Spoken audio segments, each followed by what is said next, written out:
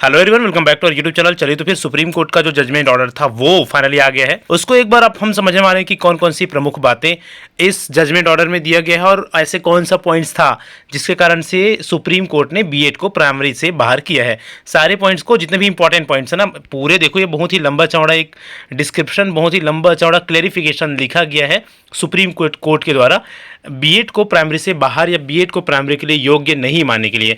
देखिए सारे पॉइंट्स को, सारे छोटे से छोटे पॉइंट को मेंशन किया गया है सुप्रीम कोर्ट के द्वारा। तो सारे पॉइंट्स को तो बहुत ही डिटेल में पढ़ पाना पॉसिबल नहीं है, लेकिन जितने भी इंपॉर्टेंट पॉइंट्स सुप्रीम कोर्ट ने मेंशन किया है उन सारे पॉइंट्स को समझाने की कोशिश करेंगे कि सबसे मेन और सबसे इंपॉर्टेंट पॉइंट कौन सा बताया है सुप्रीम कोर्ट ने बीएड को प्राइमरी में एलिजिबल या प्राइमरी पोस्ट के लिए एलिजिबल या एलिमेंट्री एजुकेशन के लिए एलिजिबल नहीं मानने के लिए। देखो सबसे पहले देखते हैं कि कौन कौन से प्रमुख बातें यहाँ पर मेंशन किया गया स्टार्टिंग में, फिर बीच के कुछ इंपॉर्टेंट पॉइंट्स आप लोगों को लेकर चलेंगे, फिर आखिरी में कौन सी बातें और किस बातों के साथ यहाँ इस जो नोटिफिकेशन है, इस ऑर्डर है, उसको ख़त्म किया है किसने, सुप्रीम कोर्ट ने, उसको डिस्कस करेंगे। Division bench judgment of Rajasthan high court dated 25/11/2021 is under challenge before this court. Rajasthan division bench के द्वारा जो ऑर्डर दिया गया था उसको इस कोर्ट में चैलेंज किया गया है। कौन से ऑर्डर को? 25 नवंबर 2021 में जो ऑर्डर दिया गया था राजस्थान हाई कोर्ट के द्वारा, उसको, है ना। अपार्ट फ्रॉम द अपील, इस अपील के अलावा there are 3 writ petition as well before this court. और ये जो याचिका दायर किया गया, अपील दायर किया गया, उसके अलावा 3 अलग अलग रीट पिटिशन भी इस मामले में सेम मुद्दे पर दायर किया गया था। ये बेसिकली सभी सारे इंट्रोडक्शन इस मैटर को बताया गया है सुप्रीम कोर्ट के द्वारा। उसके बाद और क्या बोला गया है, देखो वेंडर शिक्षा, मतलब यहाँ पर ये बातें बोली गई है कि ये जो पूरी मामला है वो किससे संबंधित है। एनसीटी के द्वारा 2018 में जो नोटिफिकेशन जारी किया गया था कि बीएड को, है ना, यहाँ पर आप देखेंगे BEd degree holder eligible for the appointment for the post of primary school teacher all the same in spite of the above notification.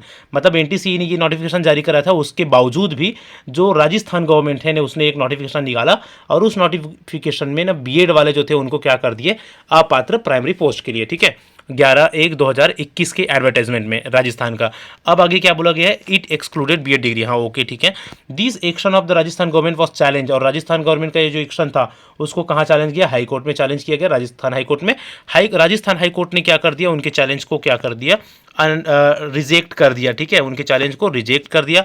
और फिर जो जितने भी कैंडिडेट थे जिसने हाई कोर्ट में चैलेंज किया था, उन लोगों ने एक बार फिर से अपील दायर किया किसमें, सुप्रीम कोर्ट में। यहाँ पर एक चीज़ और बोला गया, देखो, apart from the above batch of petitioner के उन बैच के अलावा ना there was another set of petitioner, और कुछ पिटिशनर थे, ठीक है, राजस्थान में, विथ देयर ओन ग्रीवेंस, अपनी शिकायत के साथ। They are the candidates who are diploma holder in elementary education which was the only teaching qualification required for. और वे दो और पिटिशनर कौन थे? उन लोग डीएड वाले थे, ठीक है, एलिमेंट्री एजुकेशन वाले थे, जिनकी जो एलिमेंट्री एजुकेशन का जो कोर्स अनिवार्य होता है प्राइमरी के लिए। और उन लोगों ने भी एक पिटिशन दायर किया था हाई कोर्ट में कि जो नोटिफिकेशन निकाला गया है वो सही निकाला गया है और उसके पक्ष में फैसला लिया जाए। ठीक है, तो फिर फाइनली हाई कोर्ट ने क्या किया, हाई कोर्ट ने वही किया जो दो और बाद में पिटिशन दायर किए थे उनके पक्ष में फैसला सुनाया। मतलब जो पहले पिटिशनर थे ना बीएड वालों के पक्ष में कि बीएड को मान्य किया जाए, उनके याचिका को रिजेक्ट कर दिया। फिर उन लोगों ने सुप्रीम कोर्ट में अपना याचिका दायर किया। ये सारी बेसिक बातें यहाँ पर दिया गया है। अब इन सारी चीज़ों को लेकर ये एक बात बोली गई है, hence the question of law to be answered in this cases is whether NCT was right in including BEd. अब फाइनली ये क्वेश्चन उठता है इतने सारे याचिकाओं के बाद कि क्या जो एनसीटी के द्वारा नियम बनाया गया था 2018 में कि जो बीएड है उसको प्राइमरी मेड किया जाएगा, वो सही था या वो करेक्ट था या वैलिड था।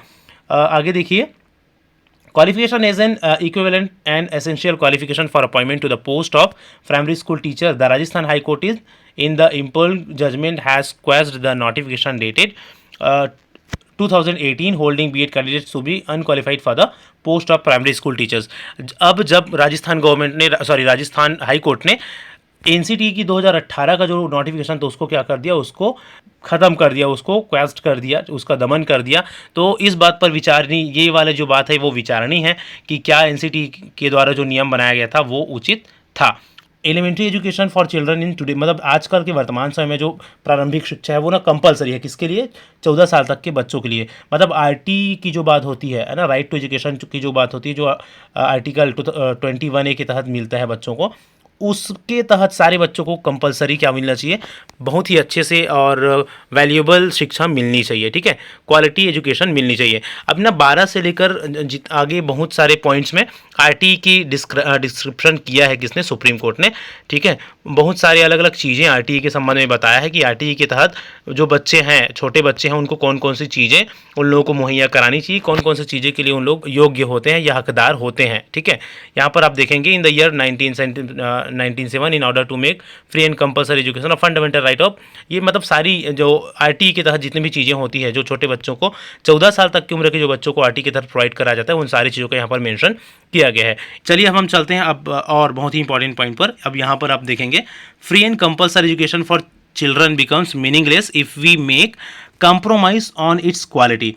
तो इस तरह से जो निःशुल्क शिक्षा है ना बच्चों के लिए, फ्री एंड कंपलसरी एजुकेशन, वो मीनिंगलेस हो जाता है कब, अगर हम इनकी क्वालिटी के साथ कॉम्प्रोमाइज़ करें तो। We must recruit the best qualified teachers, हमको उनको इनके लिए ना ज़रूर एक बहुत ही ज़्यादा और बहुत ही सबसे अच्छा वेल क्वालिफाइड टीचर्स रिक्रूट करनी चाहिए। A good teacher is the first assurance of quality education in school. School में एक सबसे अच्छा टीचर, एक अच्छा टीचर क्या है, पहली अश्योरेंस है एक अच्छे शिक्षा के लिए।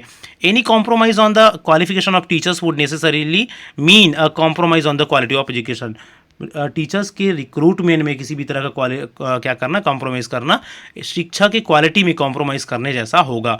यहाँ पर ना एक चीज़ और मेंशन किया गया है, एनसीटी के द्वारा जो पहला जो नियम बना हुआ था, ठीक है, 2010 के आसपास जो एनसीटी का नियम था, क्या नियम था, पहली से 5वीं तक के लिए ना मिनिमम क्वालिफिकेशन को यहाँ पर मेंशन किया गया है। क्या था, सीनियर सेकेंडरी था और ना सिर्फ डीएलएड था। बीएड को क्या किया जाता, कंप्लीट नहीं माना जाता था, इसके लिए एलिजिबल नहीं किया गया था, ठीक है। 2010 के जो नोटिफिकेशन एनसीटी के द्वारा जारी किया गया था उसके अकॉर्डिंग, और उसको क्या बोला गया है, देखिए, the above notification dated 23/8/2010 does not provide BEd as qualification for appointment to the post of primary school teacher. Later बाद में क्या किया गया, दिस नोटिफिकेशन अमेंडेड, इसमें सुधार किया गया, but BEd was never included, but लेकिन बीएड को कभी भी इंक्लूड नहीं किया गया था, ठीक है, किसमें, एसेंशियल क्वालिफिकेशन के रूप में, प्राइमरी टीचर के रूप में, ठीक है। A candidate for the post of teacher in a primary school was to have this qualification. किसी भी प्राइमरी टीचर को निम्न 3 क्वालिफिकेशन का होना जरूरी था। पहला, he must have pass higher secondary, 12वीं पास हो, he must have a diploma elementary education में से डिग्री लिया हो, और जो किसी भी नाम से, अलग अलग नाम से जाना जाता हो, है ना, और उसके बाद क्या, the same known as TT pass हो, है ना, टीटी पास हो। तो ये 3 सिर्फ क्वालिफिकेशन होता है प्राइमरी लेवल के लिए, है ना। It must be emphasized that the pedagogical approach required from a teacher at primary level school, यहाँ इस बात पर ध्यान देने की ज़रूरत है कि जो प्राइमरी लेवल की स्कूल होते हैं ना, सुप्रीम कोर्ट का कहना है कि जो छोटे लेवल की प्राइमरी लेवल की स्कूल है, वहाँ पर स्पेशल पैडागोजिकल अप्रोच की ज़रूरत होती है छोटे बच्चों को पढ़ाने के लिए, ठीक है। इन सम मैनर्स यूनिक, और वो क्या होता है, वो बहुत ही यूनिक होता है छोटे क्लास के जो पैडागोजिकल अप्रोच होते हैं। These are the initiative formative years where a student has just step inside a classroom. ये एक ऐसा पल होता है जहाँ बच्चे क्लासरूम में एंटर कर रहे होते हैं, बहुत सारे चीज़ें होती हैं उनके मन में, जो छोटे बच्चे होते हैं, and therefore needs to be handle with cure and sensitively, और इस कारण से ऐसे बच्चों को ना बहुत ही सेंसिटिवली हैंडल करने की ज़रूरत होती है और बहुत ही केयरफुली हैंडल करने की ज़रूरत होती है।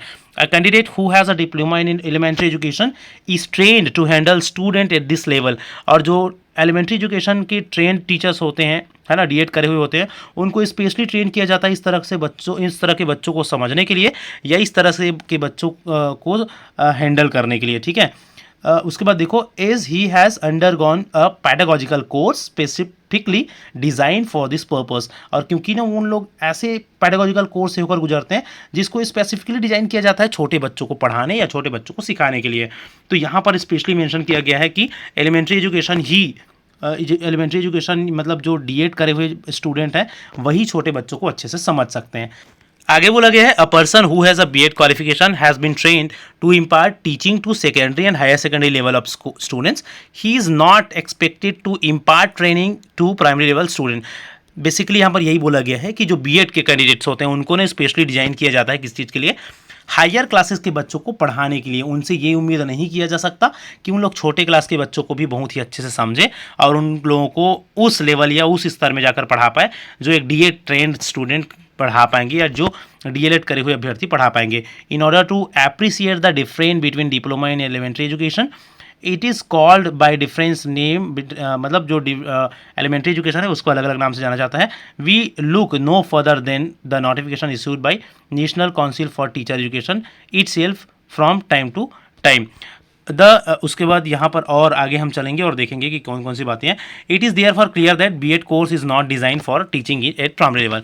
इस तरह से जो भी ऊपर जो भी चीज़ें दिया गया है इन सारे बातों से ये क्लियर होता है. Elementary teachers education program carriers different जो जो जो चीज़ें हैं उनसे ये बात प्रूव करते हैं, सुप्रीम कोर्ट का कहना है कि जो बीएड है उसको डिज़ाइन नहीं किया गया है प्राइमरी लेवल के बच्चों को पढ़ाने के लिए. ठीक है, मुद्दा था, एक पक्ष था कि बीएड ना डीएड से बड़ा क्वालिफिकेशन है, बड़ा एक कोर्स है, तो क्यों इस छोटे से पोस्ट के लिए बीएड वाले को एलिजिबल नहीं करेंगे. उसको ऑलरेडी रिजेक्ट कर दिया गया था स्टेट ऑफ केरला के द्वारा, केरला में, है ना. BEd is not a qualification for teachers at primary level of school. BEd primary level में पढ़ाने का कोई क्वालिफिकेशन नहीं है. The pedagogical skills and training required from a teachers at primary level is not expected from BEd training teachers. फिर से वही बात है, सुप्रीम कोर्ट के द्वारा यहाँ पर 27 नंबर के पॉइंट में बोला गया है कि बीएड के कैंडिडेट के द्वारा ये उम्मीद नहीं किया जा सकता कि उन लोग छोटे बच्चों को अच्छे से पढ़ा पाए. They are train to teach class, higher class को पढ़ाने के लिए उनको ट्रेन किया जाता है स्पेशली. तो मतलब यहाँ पर अब बेसिकली हमें यही देखने को मिलता है कि जो कोर्ट है वो ये बोलना चाह रहा है सुप्रीम कोर्ट. पहली बात तो ये कि आरटी के तहत जो बच्चों की बेसिकली जो उन लोगों का अधिकार है, ठीक है, उसके तहत एक क्वालिटी एजुकेशन उन लोग डिज़र्व करते हैं. ठीक है, और क्वालिटी एजुकेशन तभी उन लोगों को मिल पाएगा जब जो एग्जैक्टली जिस कोर्स को उनके लिए डिज़ाइन किया गया है उसी कोर्स को करे हुए स्टूडेंट उनको पढ़ाए, उसी कैंडिडेट को उनके लिए अपॉइंट करे. बीएड वालों का जो कोर्स है उसको स्पेशली डिज़ाइन किया गया है बड़े बच्चों को पढ़ाने के लिए, और डीएड वाला जो कोर्स है, जो डीएलएड वाला जो कोर्स है उसको स्पेशली डिज़ाइन किया गया है प्राइमरी लेवल के बच्चों को पढ़ाने के लिए. एकमात्र यही दलील है सुप्रीम कोर्ट का बीएड को प्राइमरी से बाहर करने का. स्पेशली क्वालिटी एजुकेशन चाह रहे हैं. क्वालिटी एजुकेशन के लिए यही बेहतर होगा कि बच्चों को सिर्फ वही पढ़ाए जो उनके लिए स्पेशली ट्रेंड है. दिस सर्कमस्टेंसेस, इस तरह से सारी चीज़ों को देखते हुए we are unable to comprehend, ये समझ पाने में असमर्थ है कि as to what was the pressing need to include BEd candidate who are admitted not fully trained to take up primary classes. The decision of the NTCE in include BEd as a qualification for teacher in primary school seems arbitrarily unreasonable and in fact has no nexus with the object sought to be achieved by the Act, Right to Education Act, which is to give children not only free and compulsory but quality. मतलब कुल मिलाकर quality education की बात हुई है. और यहाँ पर फिर से वही बातों को बोला गया है कि जो एनसीटीई के द्वारा क्यों इस चीज़ को जोड़ा गया था कि बीएड वालों को भी प्राइमरी में पढ़ाना है, वो समझ से परे है, क्योंकि इसकी कोई ज़रूरत थी नहीं. बीएड वालों को किसी भी तरह से डिज़ाइन नहीं किया गया है प्राइमरी के बच्चों को पढ़ाने के लिए. In our considered opinion therefore NCT was not justified in including BEd. BEd को इंक्लूड करने में NCT कंप्लीट जस्टिफाई नहीं करे थे, मतलब फैसला गलत सा NCT का इसको इंक्लूड करने का as a qualification for the appointment to the post of primary school teacher. आगे सुप्रीम कोर्ट ने बोला है कि जो सेंट्रल गवर्नमेंट के द्वारा NCT के थ्रू ये नोटिफिकेशन निकलवाया गया था, क्योंकि बेसिकली जो नियम बनते हैं वो सेंट्रल गवर्नमेंट के थ्रू बनाया गया था, है ना. गवर्नमेंट लेवल में ये जो पॉलिसी मेकिंग किया गया था और ये जो पॉलिसी डिसीजन था वो किसी भी तरह से सही नहीं था. ठीक है, एनसीटी का जो 2018 का जो वो नोटिफिकेशन था बीएड को इंक्लूड करने का, वो किसी भी हद तक किसी भी स्थिति में सही नहीं था, वो गलत था, क्योंकि वो एक तरह से यहाँ पर बोला गया है कि आरटी एक्ट के खिलाफ था. ठीक है, और जो नियम या कानून है उसके भी खिलाफ है.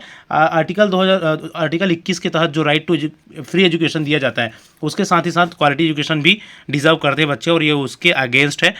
इस तरह के नियम नहीं होना चाहिए.